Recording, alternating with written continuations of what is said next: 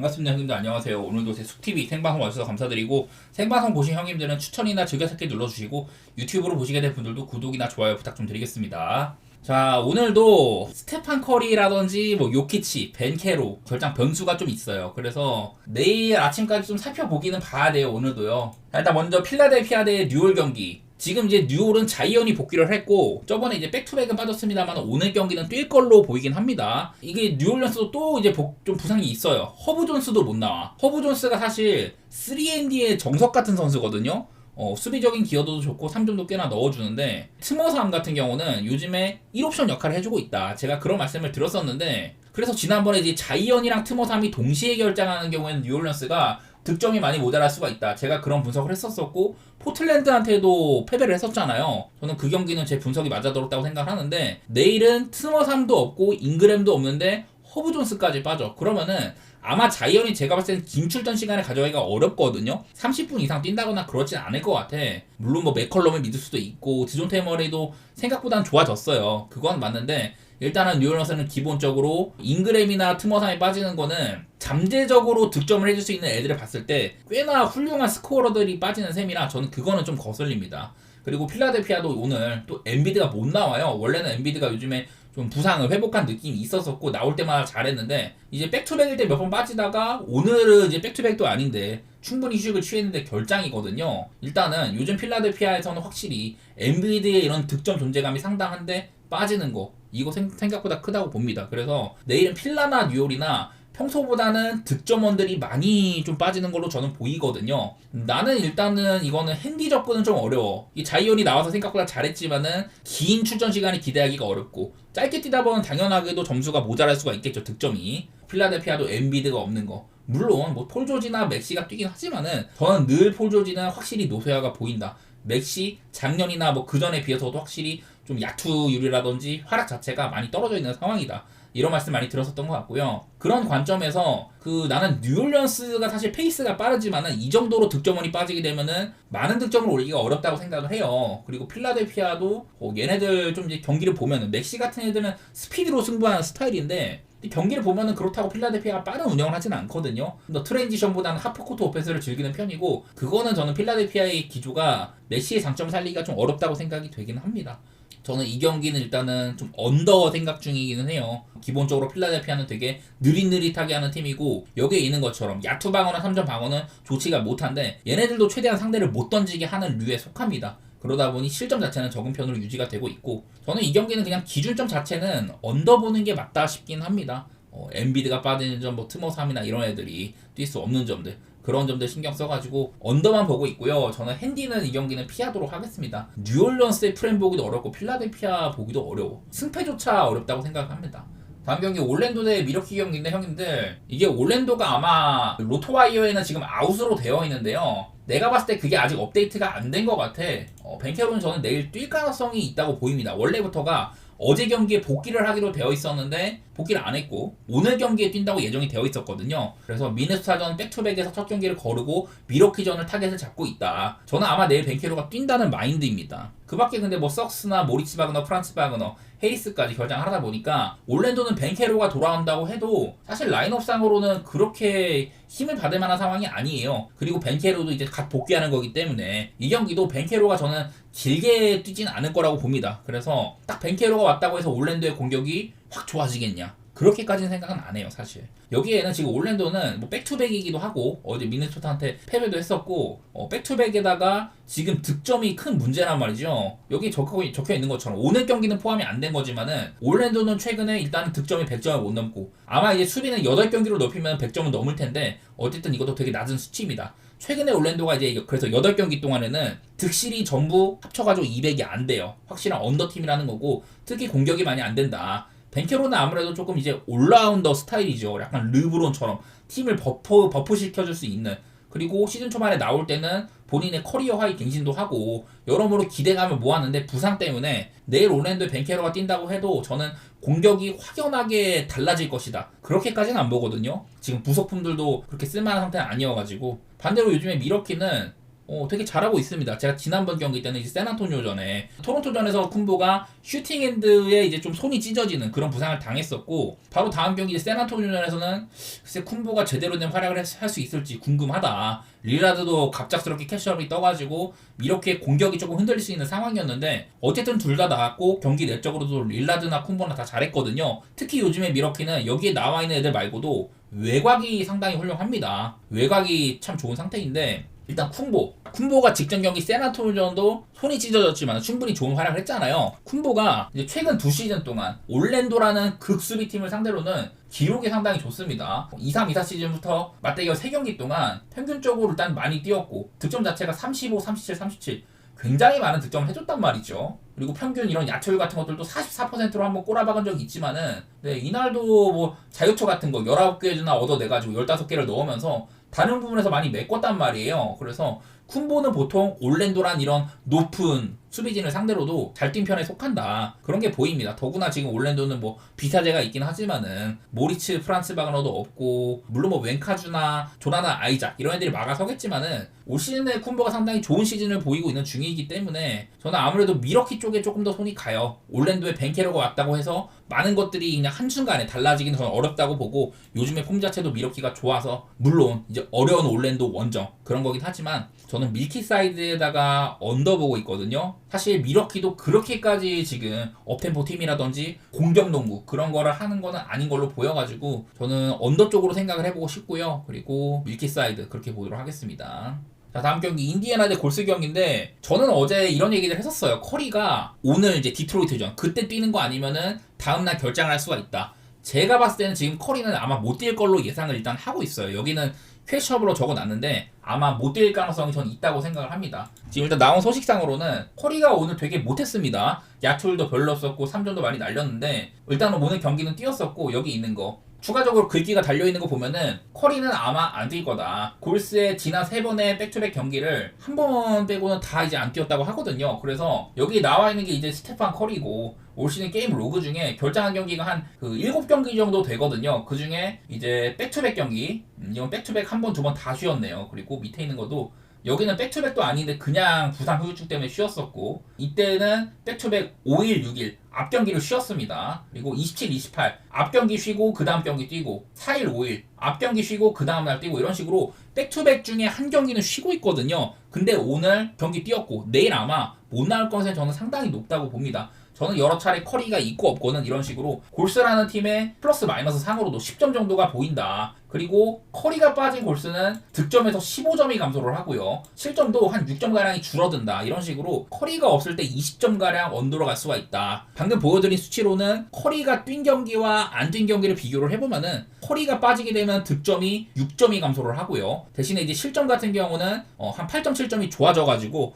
오히려 득점에서 잃는 것보다 실점으로 만회하는 게 많다. 커리가 없을 때 경기력은 2.7점가량, 마진상으로는 플러스고요. 그리고 언더 쪽으로 14.7점이 가는 이런 지표가 보인단 말이죠. 그만큼 확실히 커리가 없으면 언더로 많이 간다는 거예요. 아까 제가 골스에 커리가 없는 경기들이 7경기라고 했는데 전부 다 모아봤습니다. 자, 시즌 초반에 이때는 골스가 나름대로 잘 나갈 때예요. 극강의 수비력을 보여줬었고, 커리가 없을 때도 3점이 엄청 섰었습니다. 그 다음 경기 때 바로 백투백으로 뉴올이랑 또 만났는데 이때도 승리를 거뒀었어요. 휴스턴 좀 많이 점수를 하면서 승리를 냈는데, 이거는 원래 골스가 크게 이기고 있다가 휴스턴이 많이 따라잡은 경기입니다. 연장 가가지고 이겼지만은 원래 이제 휴스턴이랑 상대 전적이 너무 좋았었던, 아마 12대 0인가 13대 0인가 그랬었을 거예요. 그리고 그 다음에 오클이라는 센팀 만나가지고 나름대로 비비다가 졌고요. 커리가 없었을 때. 그리고 또 휴스턴 만나가지고 압도적인 상대 전적 과시를 하면서 승리를 했습니다. 점수는 되게 안 났어요. 그 다음에 이제 클리퍼스 만나가지고 그냥 묻혀버렸고, 얼마 전에 이제 멤피스 상대로도, 이때는 멤피스가 결장이 꽤나 있을 때입니다.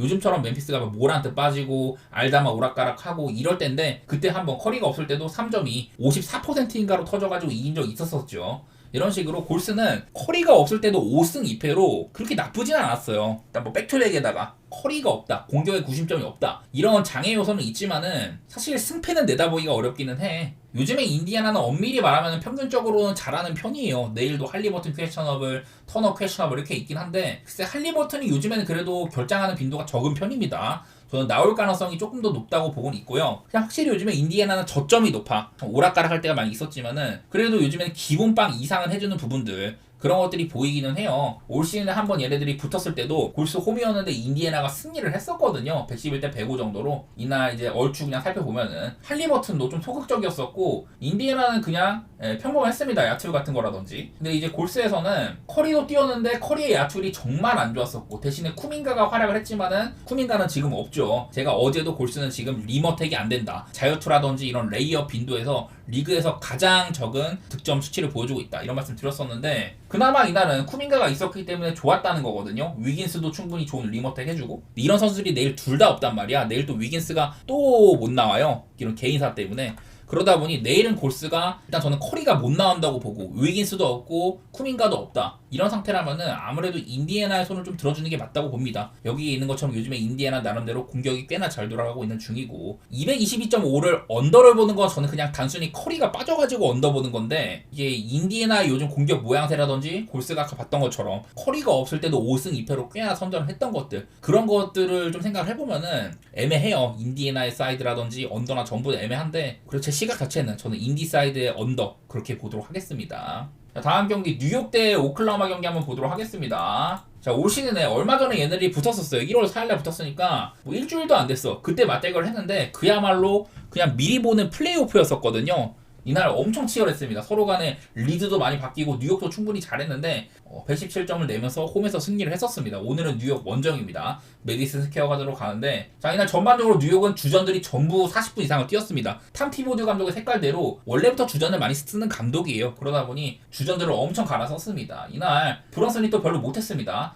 이날도 제가 요즘에 브런슨이 계속해서 3점을 못 넣고 있다 이런 얘기를 했는데 그 범주에 속하는 경기예요. 3점 5개 중에 0개 넣었었고 그래서 팀의 3점이 28.1%. 제가 요즘에 뉴욕은 리그에서 3점을 가장 못 넣는 팀에 속한다. 대신에 야투율은 좋은 편인데 딱 그런 것들이 보이는 경기죠. 근데 이제 오클라호마에서 스가가 영웅적인 활약을 했고요. 제이덥도 3점을 못 넣었지만 충분히 잘해줬습니다. 그리고 늘 이제 수비 같은 건 괜찮은 편인데 이날 팀의 이런 향방을 바꾼 선수는 에런 위긴스였거든요.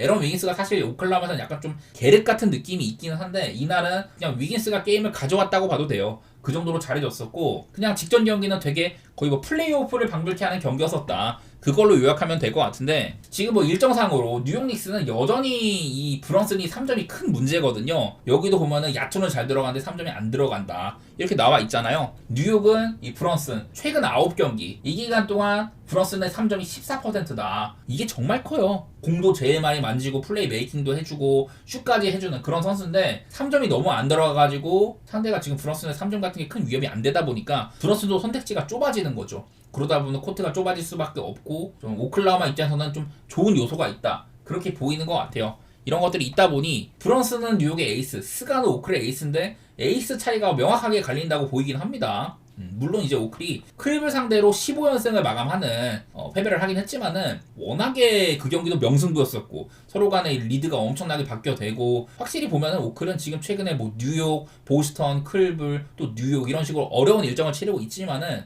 오클라호마라는 팀의 레벨이 어느 정도인지가 역으로 증명이 되고 있거든요. 저는 그런 관점에서 이렇게 오클라호마는 그 최근에 들어서 10경기 동안 전반전에는 나름대로 밀릴 때가 있는데 후반전에 뒤집어내는 이런 역전의 명수 같은 느낌들 이런 것들도 많이 보인다고 봐가지고 내일도 저번에 말했던 아제이 리첼 벤치에서 확실히 좀 득점을 해줄 수가 있는 야투율이 상당히 좋았었던 이런 자원들이 빠지는 건 거슬리지만은 오클 쪽을 좀 보고 싶기는 해요. 지난번 경기도 그랬었고 나는 오클이 요즘에 경기력으로 보여주고 있다고 생각을 해. 두 팀 다 지금 뭐 딱히 이런 백투백에 거슬려 있다거나 그것도 아니고 뉴욕도 아마 타운스가 직전 경기 때 복귀를 했기 때문에 내일도 뛸 가능성이 있어요. 저는 내일도 재밌는 승부가 될 거라고 보고 일단 오클 사이드로 바라보겠습니다. 그리고 224.5라는 기준점은 보통 이제 오클이나 뉴욕이나 기본적으로 잘하는 팀들인데 오클라호마는 다소간의 템포가 그렇게 빠르지는 않아요. 페이스는 빠른데 공격을 좀 신중하게 하는 편이다. 그렇게 봐야 될 것 같고 뉴욕 역시 얘네들도 좀 이제 트랜지션보다는 하프코트 오펜스를 즐기는 팀이거든요. 그러다 보니 세팅된 상태에서 서로 간의 기회를 엿볼 가능성 그런 것들도 좀 생각이 나고 저는 언더 보고 있긴 하거든요. 그냥 재밌을 거는 같은데요. 배팅하기 좋은 경기는 아닙니다. 저는 그냥 제 눈에는 오클이 연승은 이겼지만 너무 잘하는 게 보여가지고 오클에 조금 더 손이 가고 언더 쪽으로 더 이렇게 보도록 하겠습니다. 자 다음 경기 이제 보스턴 대 세크라멘토 경기인데 자, 요즘에 보스턴은 물론 뭐 리그 최고로 3점을 많이 던지는 팀이다. 3점에 대한 의존도도 심하고 올 시즌에는 그냥 3점이 14등 정도 중위권이기 때문에 3점에 대한 의존도가 높은데 3점이 안 들어간다. 이러면은 보스턴이 꼬이는 경우가 종종 있어요. 최근에 한 6경기로만 봐도 딱히 뭐 3점이 잘 들어가는 느낌은 많이 없는데 일단은 수비가 지금 제일 좋다고 나오고 있습니다. 자, 지금 요즘에 보스턴 최근에 12경기 동안 보스턴이 리그에서 디펜시브 레이팅 전체 2등이고요. 상대 이제 경기당 득점을 두 번째로 잘 막아내고 있다. 12경기 구간에서는. 상대 이제 야투 성공률도 리그에서 공동 2등으로 잘 맞고 있다고 합니다. 그리고 페인트존 안쪽에서 득점도 가장 잘 맞고 있고 상대의 자유투까지 억제를 하면서 파울까지 안 저지르고 있다고 해요. 그러니까 사실 이거는 중간에 뭐 토론토한테 71점으로 막아냈던 경기라든지 그런 게 껴있기 때문에 다소간에 좀 거품이 껴있긴 하지만은 어쨌든 보스턴은 요즘에 그건 뭐 한 경기라고 하더라도 총 지표가 12경기나 되다 보니까 또 휴스턴을 86점으로 막아내기도 하고 시카고라는 팀을 98점으로 막기도 하고요. 요키치가 없는 덴버를 만났다든지 그런 것도 있지만은 전반적으로는 보스턴은 수비력이 요즘엔 좀 더 보이고 있다고 해요. 긍정적이죠. 보스턴은 뭐 3점만 터지면 최고의 공격을 보여줄 수 있는 팀이고 수비까지 작년 수치로 돌아온다면은 좋은 흐름이라고 보이긴 합니다. 문제는 근데 오늘 상대가 세크인데 자, 세크라면 제가 6경기 가지고 왔잖아요. 이 6경기가 마이크 브라운 감독이 경질되고 나서 6경기 레이커스, 댈러스, 필라델피아, 멤피스, 골스, 마이애미 이렇게 상대를 했는데 첫 경기 레이커스랑 했을 때는 졌습니다. 근데 그때는 그전과는 다르게 세크라멘토가 되게 공격적인 농구를 했었어요. 그 마이크 브라운 감독이 잘리고 대신해서 이제 팀을 맡고 있는 더 크리스티 코치가 팀원들한테 주문한 거는 최대한 자유로운 농구를 해라. 너희들의 재능을 펼쳐라. 그리고 뭐 기회가 오면 쏴라. 뭐 이런 식으로 그런 식으로 주문했다고 하니까 확실히 공격력에서 뭐 퀄리티는 모르겠지만 득점력이 많아진 게 보이죠. 그리고 뭐 사실 일정상으로는 돈치치 어빙이 없는 댈러스를 만났고 승리, 엔비드가 없는 필라델피아 만나서 승리, 멤피스 부상자 되게 많을 때 138대 133 엄청 다득점 농구를 하면서 승리를 했었고요. 골스 만나가지고 이때는 세크는 백투백이었는데 골스가 엄청 못 넣었습니다. 30점 차로 백투백인데 원정 가가지고 역으로 그냥 가비지를 냈고 마이애미랑 상대했던 건 2차 연장 갔었습니다. 정규 시간에는 사실 언더였었고요. 어쨌든 간에 2차 연장 가가지고 그 마헤니든 오바든 전부 성공을 했었습니다. 운이 많이 따랐죠. 어쨌든 그러니까 세크라멘토가 아까 말했던 것처럼 멤피스와의 경기처럼 엄청 부풀려진 경기라든지 그리고 마이애미전처럼 2차 연장 가가지고 스탯이 좀 불어난 거 그것 때문에 여기에 있는 지표로는 득점이 많이 했다고 나오지만은 사실 애매하긴 하거든요. 그리고 뭐 내일도 지금 팍스가 뛸지 안 뛸지는 모르는데 엄밀히 말해서는 저는 그렇게 좋은 상태로는 안 보여요. 팍스도 그나마 요즘에 사보니스가 살아난 점이라든지 키온 앨리스를 쓰면서 출전 시간을 늘려주면서 확실히 모멘텀을 많이 가지고 온다. 그런 것들은 긍정적으로 보이는데 보스턴의 3점에 좀 달린 것 같아. 보스턴이 3점을 많이 넣는다면은 감이 좋다면 오바가 날만도 한데 그렇지 않으면 언더가 날만도 해요. 그러니까 되게 어려운 경기야. 근데 그런 것들을 떠나서 저는 10.5라는 기준점은 프렌을 봐도 괜찮겠다는 생각이 있긴 합니다. 세크라멘토가 지난번에도 막 마이애미한테 4쿼터 때 10 몇 점 차로 끌려가다가 키온 앨리스가 영웅적인 활약하면서 뒤집었었잖아요. 요즘에 나쁘진 않다고 보이거든요. 보스턴도 요즘에 3점 감이 특별히 뭐 좋은 건 아니고 개인적으로 이 경기도 보니까 어려운데 보스턴의 3점 슛감에 따라서 언더오버가 갈릴 것 같고 나는 이 와중에 세크의 10.5프레는 누를만 하다고 보거든요. 요즘 상태 세크는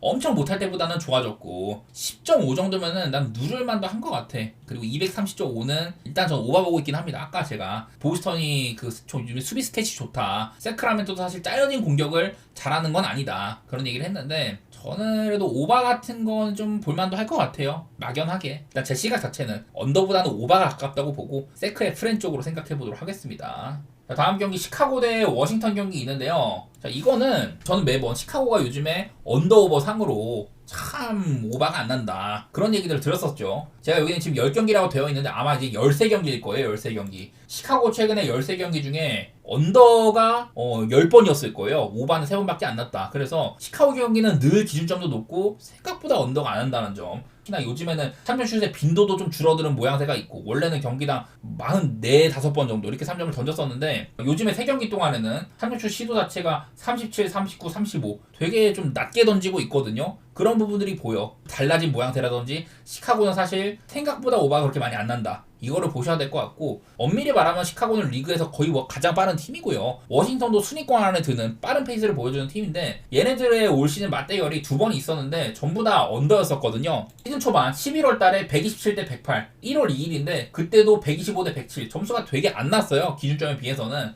이런 날들이 있었는데 이거는 뭐 서로 간에 이제 컨디션 오락가락 했었습니다. 처음에 만났을 때는 뭐 시카고는 전반적으로 괜찮았습니다. 3점 같은 것들이 아주 터지진 않았지만은 기본적으로 야투를 50%를 만족을 했고, 워싱턴이 되게 못 나왔는데 그냥 3점이 27%, 그냥 뭐 야투도 별로 못 넣었었고, 이래가지고 워싱턴이 못 내가지고 언더가 났고요. 그리고 최근 맞대결은 시카고가 못했는데 시카고의 3점 같은 게 30%가 안 됐습니다. 47번을 던졌는데 33번을 튕겼어요. 이러다 보니까 야투율은 좋게 찍힐 수가 없고 3점이 문제였었다. 반대로 워싱턴은 뭐 다른 날에 비해서 3점이 매우 잘 터진 편이죠. 47.2%니까. 그래서 이렇게 좀 서로 간에 둘 다 좀 야투가 괜찮았던 적이 없었다. 그게 거슬리긴 한데, 저는 여기서 얻어낸 게 뭐냐면 이거거든요. 화면에 보이는 거 이거. 자, 지금 보면은 이날 각 팀이 뭐 거의 뭐 90번 이상 야투 시도를 했는데 어느 곳에서 던졌냐? 동그라미가 들어간 거 X 표시가 된 게 안 들어간 거거든요. 자, 시카고는 페인트존 안쪽과 3점이 엄청 많잖아요. 그러니까 이렇게 미드레인지 같은 거, 이런 것들, 이런 거 있잖아, 이런 거. 페인트존 안쪽 말고, 그리고 3점 말고 미드레인지 시도가 굉장히 적은 팀이에요. 그나마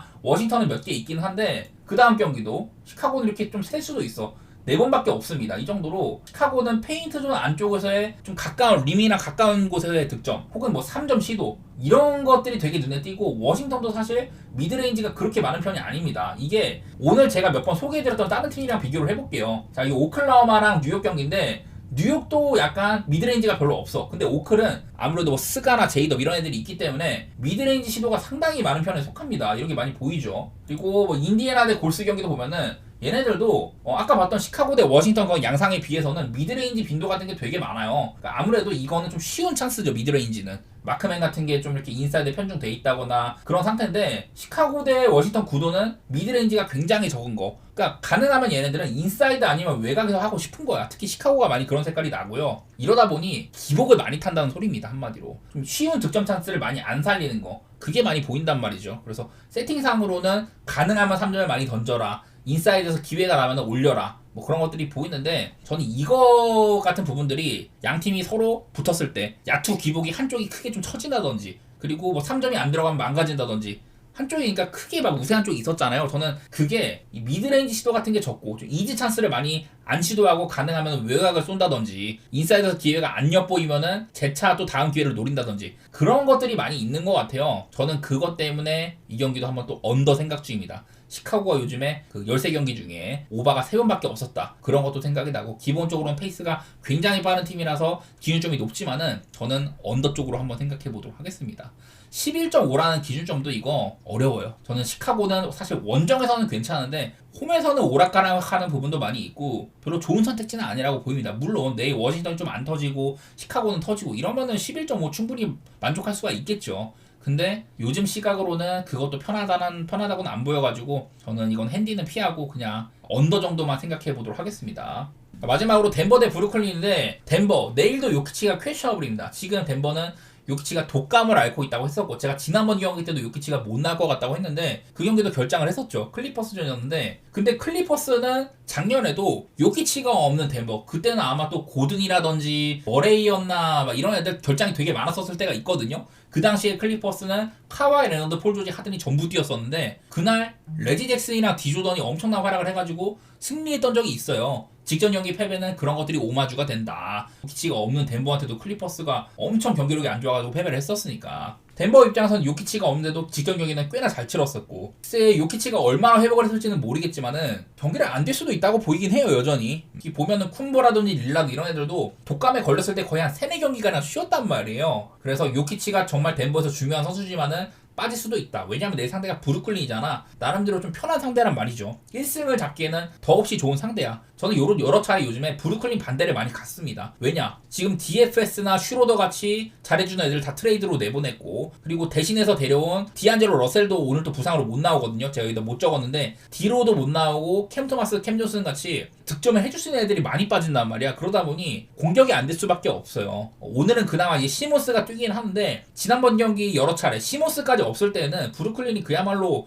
리딩을 할 선수가 없었다니까. 그냥 좀 오펜시브 리바운드를 많이 잡는다든지 락패스 그런 거 아니면은 정상적으로 득점을 할 수 있는 그런 각이 거의 안 보였었습니다. 직전 경기도 노아 클라우니 같은 이런 어린 선수가 29득점으로 해준 거 아니었으면은 브루클린이 많은 점수를 내기는 어려웠을 거예요. 그 정도로 요즘에 브루클린은 공격 면에서 크나큰 문제를 가지고 있고 기록이 말해주고 있습니다. 여기 있는 것처럼. 수비조차 잘 되지가 못한다 이런 상황인데, 반대로 덴버는 직전 경기도 요키치가 없을 때도 분명히 템포 같은 것들은 되게 빨랐단 말이에요. 덴버는 야투 지도를 많이 했고 클리퍼스는 야투를 80번밖에 안 던졌는데, 그날 클리퍼스는 자유투를 거의 40개를 던졌거든요. 그러다 보니 서로 간에 좀 빠른 템포, 공격 기회 자체는 많았다, 그렇게 해석을 할 수가 있어가지고 저는 내일 덴버가 브루클린을 100점 미만으로 막는다고 한들 222.5는 사실 꽤나 빡세요. 나는 요키치가 없을 때도 덴버가 나름대로 잘 돌아가는 게 보였었고, 내일처럼 브루클린 같이 쉬운 상대라면은 저는 덴버의 기조대로면은 많이 주고받는다고 하더라도, 이게 222.5의 기준점이 브루클린을 상대한다고 해도 덴버는 요키치가 없으면 득점이, 공격 지표가 20점이 내려가는 팀이라고 제가 많이 말씀드렸잖아요. 그런 지표가 있다고 하더라도 덴버의 템포 때문에 이게 언더가 좀 애매하다, 브루클린을 100점 밑으로 막는다고 한들 장담할 수가 없다고 봐요. 야, 원래 같으면 브루클린 경기 요즘에 언더 보기가 정말 좋고 반대 가기가 좋은데 좀 무섭습니다.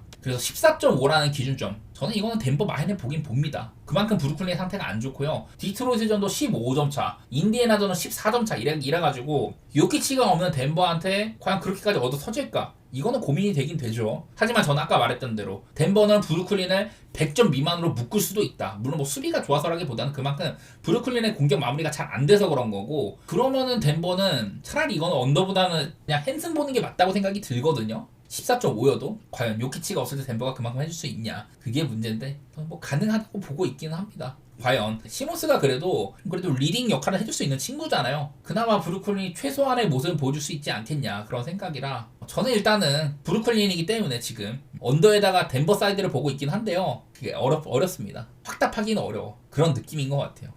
자, 오늘 축구는 제가 2경기 정도 말씀드릴 거예요. 도르트문트 대 레버쿠젠, 그리고 라치오 대 코모 칼쇼. 자, 먼저 도르트문트 대 레버쿠젠입니다.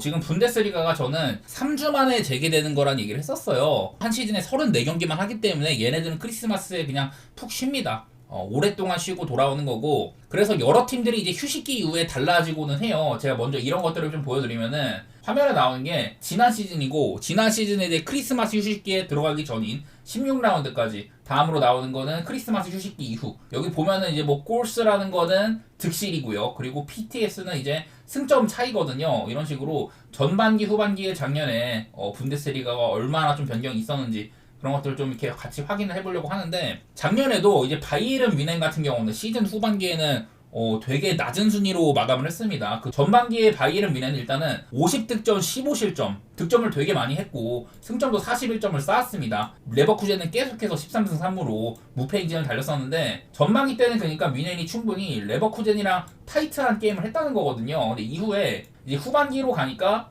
레버쿠젠은 후반기도 무패 우승으로 마감을 했습니다. 근데 뮌헨 같은 경우는 후반기에는 승점 쌓은 게 리그에서 5등 수준이었어요. 일단은 많이 적고, 득점도 아까 50득점 15실점이라고 했는데 후반기에는 엄청나게 이렇게 실점이 많아진 모습이 보였었습니다. 그래서 이제 도르트문트도 볼게요. 일단은 레버쿠젠은 그냥 작년에는 꾸준하게 잘했다는 거고, 도르트문트는 전반기에는 승점이 27점밖에 없었는데, 근데 얘네들이 작년에 후반기에는 챔피언스 리그 결승까지 가고 그랬잖아요. 그래서 후반기의 승점이 36점으로 좀 더 나아진 모습을 보여주긴 했었다. 그래서 후반기 들어서는 확실히 좀 달라질 수 있는 부분들, 이런 것들을 고민을 해야 되기 때문에 후반기 시작하고 첫 경기는 딱히 좋은 선택지는 아니라고 보여요. 그리고 이제 좀 더 들어가 보면은 레버쿠젠 같은 경우는 전반기 막바지 때 확실히 좀 폼을 많이 좀 회복을 했습니다. 도르트문트는 요즘에는 별로 안 좋은 게 보이기는 해요. 챔스에서도 바르시아한테 홈에서 패배하기도 하고, 전반적으로 분데스리가에서 좋지가 못했단 말이죠. 근데 레버쿠젠은 이랬었습니다. 전반기 막바지를 공식전으로는 중간에 한번 이렇게 클럽 신선이 껴있기 때문에 이건 제외를 하고, 전반기 막바지를 8연승으로 훌륭하게 마무리를 했었어요. 돌무는 다른 말로는 막판 5경기 중에 1승밖에 없었다, 그런 건데, 그럼에도 오늘 이 지그날 이두나 파크, 도르트문트의 홈은 엄청난 이점이 있는 곳이에요. 작년에도 얘네들의 맞대결 상으로 레버쿠젠이 무패 우승을 했지만은 도르트문트와의 경기는 모두 다 이렇게 비겼었습니다. 돌무 원정도 비기기도 했었고, 당장 이제 얘네들이 레버쿠젠이 그 어렵다는 도르트문 원정을 22년도에 한번 이렇게 2대5로 대승을 한 적도 있긴 했었거든요. 그래서 막 엄청 큰 문제까지는 안 되겠지만은 기본적으로 최근의 폼은 레버쿠젠이, 돌문에게는 확실한 홈빨이 있다, 이런 것들을 생각하면은 사실 별로 배팅 메리트가 없는 경기라고 보이긴 하거든요. 뭐 원래는 이제 도르트문트가 홈에서 프렌을 받았다. 이거는 정말 흔치 않은 일이에요. 그래서 돌문이 프렌이면은 사실 프렌을 봐야 되는데 배당도 그렇게 맞지도 않고 1.6도 안 되는 배당에 막 금액을 많이 태울 정도로 저는 좋게는 안 봐요. 그래서 그 이상의 메리트는 없다고 보고 차라리 이 경기는 뭐 무승부 고배당 같은 거 보는 게 아마 나은 것도 같다. 그렇게 보고는 있습니다. 자, 그 다음에 이제 라치오 대 코모 경기인데, 라치오는 얼마 전에 로마 더비에서 무난하게 져버렸습니다. 라치오와 로마의 관계를 생각하면은 라치오 입장에서는 시즌 모든 경기 중에 가장 잘해야 될 경기를 망친 셈이거든요. 그리고 그 로마전에서만 징계가 3명이 발생을 했습니다. 오늘 경기 때 이 라치오는 결정 상황이 이래요. 자카니, 카스테야노스, 마리오 힐라 이렇게 3명이 징계가 3명을 발생을 했습니다. 지금 힐라는 수비에서, 자카니는 2선에서, 카스테야노스는 최전방에서 핵심 선수들이거든요. 저는 이게 되게 커 보여요. 되게 팀에서 중요한 애들이 많이 빠지는 거란 말이에요. 그래서 라치오 입장에서는 어마어마하게 큰 타격이다. 홈인 게 그나마 다행이지만은 저는 이 정도 결장이면은 좀 크게 흔들릴만도 하다고 보거든요. 페드로는 아마 지금 몸 상태 그래도 뛸 수 있는 걸로 알고 있고, 파트릭은 잘 모르겠어요. 베시노는 요즘에 계속해서 결장이 많았어가지고 오늘 라치오의 결장 상황이 생각보다는 빡세다. 이런 것들이 보입니다. 그리고 코모칼치오는 얘네들이 생각보다 좀 해요. 저는 시즌 초반에는 세스크 파브레가스 감독이 지휘를 하는데 좀 한물 간 친구들, 나이도 엄청 많고 그런 애들만 데리고 와가지고 그냥 구색만 갖췄다 이런 소리를 했었는데, 요즘에는 게임 자체를 잘 풀고 있습니다. 저는 늘 이제 니코 파스 이 친구가 코모칼초의 핵심이고 걔 중심으로 나름대로 볼 간수도 되고 중위권 치고는 괜찮은 전개 능력으로 상대팀의 중원을 좀 장악하는 면모도 보이는 그런 실력 있는 팀이라고 했었잖아요. 코모칼초는 최근에 일단 이런데 그 전에 안 좋은 구간들을 7경기 동안 막 승리가 없던 이런 구간들을 떨쳐내고 나름대로 요즘 회복세라고 보이거든요. 특히 로마, 라니에리 감독이 부임을 하고 확실히 바뀌었었던 그 로마를 멈춰세운 것도 그렇고 저는 확실히 코모는 회복세라고 보이긴 하거든요. 물론 이제 인터밀란 같이 천회 팀한테는 무릎을 꿇기도 하지만은, 그리고 또 라치오가 홈이라는 점들 이런 게 분명히 코모 입장에서 굉장히 어려운 경기이기는 해요. 근데 나는 라치오가 계속 이렇게 리그선 연승 달리고 있었는데 중간에 파르마한테 되게 좀 억울하지만은 연승이 깨졌었잖아요. 그 이후에 나폴리를 2번이나 잡으면서 그래도 라치오가 바로 반등을 하는구나 이랬는데 요즘의 모양새가 이렇단 말이죠. 특히 인터밀란한테 기록적인 패배를 당하기도 하고 어려운 일정들을 계속해서 헤쳐나갔었는데, 물론 뭐 라치오가 많이 쉬기는 쉬었어. 근데 나는 오늘 어쨌든 힐라, 자카니, 카스티아노스 이런 애들이 빠지는 거는 큰 타격이라고 보기는 봐요. 뭐 대신에 이제 좀 뭐 기고라든지 후방에도 뭐 지금 노슬린이나 괜찮은 애들이 있긴 있어요. 라치오에도 카스티아노스 공백도 뭐 디아로 메꾸나든지 그럴 수는 있기는 한데 라치오가 좀 기복이 있다고 보이긴 하거든요. 나는 이거는 배당상으로도 그냥 코모의 프렌이 제일 좀 메리트가 있지 않나. 이거는 저는 라치오 보는 것보다는 그냥 돈을 조금 줄이더라도 좀 더 배당이 나오는 쪽으로 아까 도르트문트 무승부에다가 코모의 프렌 쪽으로 보고 싶어요. 어차피 금액을 적게 쓸 거라면은 이거는 정배로 오늘 낮은 이런 배당을 가는 건 큰 의미가 없는 날로 보입니다. 저는 축구는.